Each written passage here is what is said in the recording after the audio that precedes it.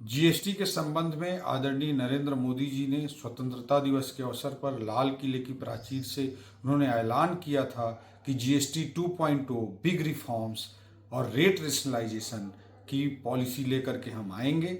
उसके तहत आदरणीय निर्मला सीतारमण जी की अध्यक्षता में कल जीएसटी काउंसिल की बैठक हुई और जीएसटी काउंसिल ने उस दिशा में अपने कदम बढ़ा दिए।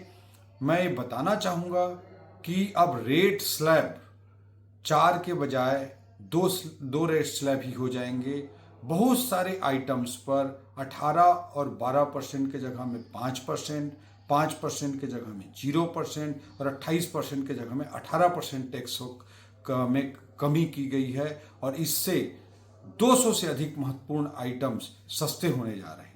इसमें आम आदमी के रोजमर्रा से जुड़ी हुई चीज़ें सम्मिलित हैं। दूध, मिल्क, टूथब्रश, साबुन, इस तरह की चीज़ें सम्मिलित हैं।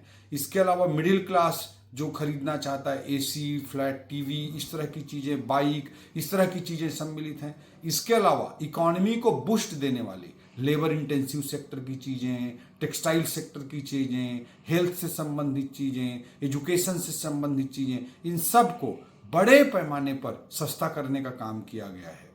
पहले आदरणीय नरेंद्र मोदी जी ने पिछले साल इनकम टैक्स में 12 लाख तक सीधा रिबेट देने का काम किया और अब जीएसटी में बड़ा छूट देने का काम आदरणीय नरेंद्र मोदी जी के नेतृत्व में भारत की सरकार ने, जीएसटी काउंसिल ने, निर्मला सीतारमण जी की अध्यक्षता में कल हम सब ने जीएसटी काउंसिल में बैठकर ये निर्णय लिया है, जो भारत के आम जन के लिए, भारत की अर्थव्यवस्था के लिए, व्यापारी भाइयों के लिए, सबके लिए अत्यंत लाभकारी है। इससे कंप्लायंस का बर्डन घटेगा, कंप्लायंसेस बढ़ेंगे।